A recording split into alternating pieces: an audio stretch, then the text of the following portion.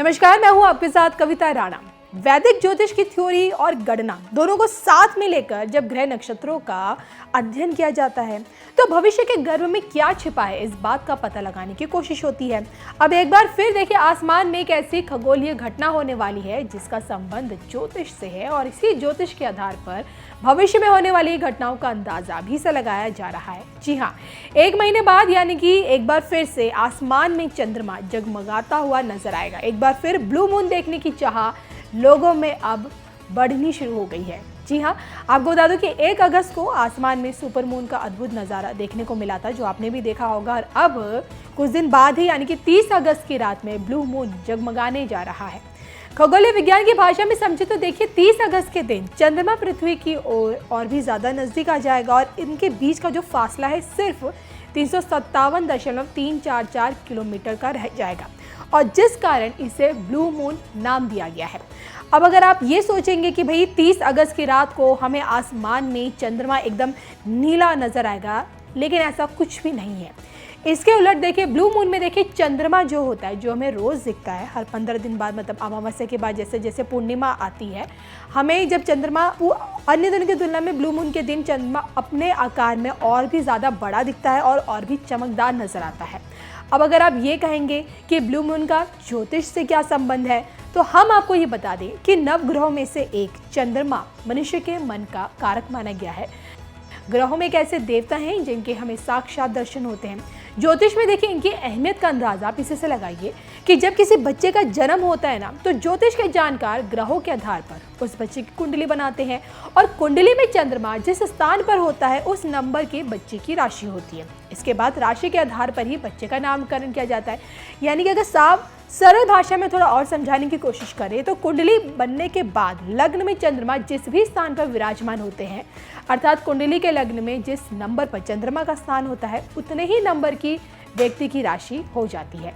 अब भले ही देखिए चंद्रमा से पृथ्वी की दूरी बहुत कोसों मील है, लेकिन चंद्रमा के बढ़ते और घटते आकार का सीधा असर लोगों की जिंदगी पर हमेशा पड़ता है, क्योंकि देखिए चंद्रमा मन का स्वामी, जैसे कि मैंने आपको पहले बताया, सीधे तौर से व्यक्ति की भावनाओं को नियंत्रित करता है। ज्योतिष में चंद्रमा वृष राशि में स्थित होकर सर्वाधिक बलशाली हो जाते हैं। मन, मस्तिष्क, बुद्धिमत्ता, स्वभाव, धन, संपत्ति, जल, रक्त, भावनाओं का स्वामित्व ही चंद्रमा करते हैं। यानी कि 100 बात की एक बात ये कि चंद्रमा की स्थिति व्यक्ति के मन, स्वास्थ्य, उन्नति को पूरी तरह से प्रभावित करती है।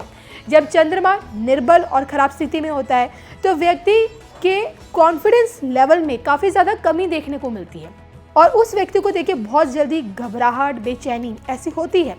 उसका मूड स्विंग करने लगता है। कई बार देखिए उसके अंदर की भावना आ जाती है या फिर उसके भीतर आपराधिक विचार भी आने लगते हैं। चंद्रमा कमज़ोर होने पर देखिए व्यक्ति कोई भी काम बहुत मन से नहीं कर पाता है। उसका मन बहुत जल्दी किसी काम से मतलब उचट जाता है और इसके साथ ही साथ वो दिल से भी कमज़ोर होता है। समस्या आने पर जल्दी घबरा जाता है।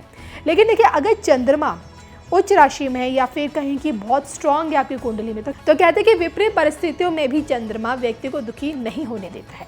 तो आसमान में दिखने वाला चंद्रमा आधुनिक विज्ञान के आधार पर भी किस तरह इंसानों को प्रभावित करता है, इसके पीछे की भी थ्योरी आइए मैं आपको बता दूं। बहुत दिलचस्प थ्योरी है। अब देखिए, आधुनिक विज्ञान ये कहता है कि मानव का जो दिमाग है वो मूल रूप से 80% पानी से बना होता है और हमारे भोजन द्वारा जीवन जीने के लिए जितनी भी ऊर्जा ये शरीर उत्पन्न करता है, उसकी 80% ऊर्जा का उपयोग केवल दिमाग द्वारा किया जाता है, क्योंकि शरीर के काम करना बंद कर देने पर भी दिमाग यानी कि मन अपना काम करता रहता है।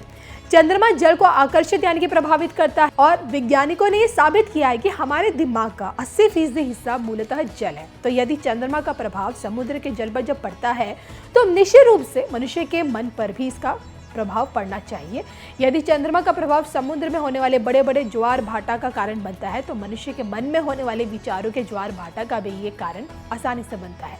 अब जो कि देखिए 30 अगस्त को ब्लू मून के दौरान चंद्रमा का आकार सबसे बड़ा, विकराल और सबसे चमकदार हमें देखने को मिलेगा और इस कारण इसका असर हर किसी के जीवन पर पड़ेगा। और आइए राशियों पर इसका असर कितना पड़ेगा ये हम सरल भाषा में फटाफट से समझ लेते हैं।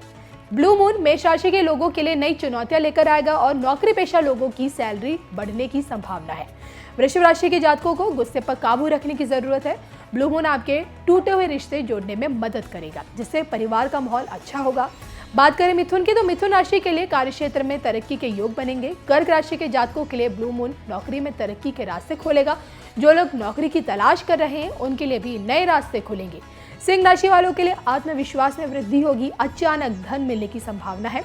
कन्या राशि वालों के घूमने के आसार बनेंगे। नौकरी में बहुत समय से चलती आ रही परेशानियां खत्म होगी। तुला राशि वालों के लिए सरकारी नौकरी में सफलता मिलने के आसार हैं। नए प्रेम संबंध बनने में भी अधिक रुचि हो सकती है। ब्लू मून के असर से वृश्चिक राशि वाले ज्यादा भावुक और दुखी महसूस करेंगे। इसके संबंध परिवार के साथ अच्छे होंगे, जिससे आप काम कर अच्छे से ध्यान दे पाएंगे। धनु राशि वालों के लिए नई चीजें सीखने और नौकरी में तरक्की के आसार बढ़ेंगे। छोटी मोटी बातों पर परिवार में कलेश का माहौल बन सकता है। मकर राशि के लोग ज्यादा थकाव महसूस करेंगे, जिससे काम में भी ज्यादा रुकावट आएंगी। विद्यार्थी पढ़ाई पर अधिक ध्यान देंगे, परिवार का सहयोग मिलेगा। मीन राशि वालों के लिए भी ब्लू मून तरक्की का रास्ता खोलेंगे। परिवार के साथ साथ मेल मिलाप बढ़ाए और शुभ समाचार आने की भी पूरी तरह से संभावना है। तो ये मैंने आपको बताया कि 30 अगस्त को जब आसमान में ब्लू मून देखने को मिलेगा तो किस प्रकार का असर हम लोगों के जीवन पर भी आगे देखने को पड़ेगा। इसी के साथ मुझे दीजिए इजाजत। नमस्कार।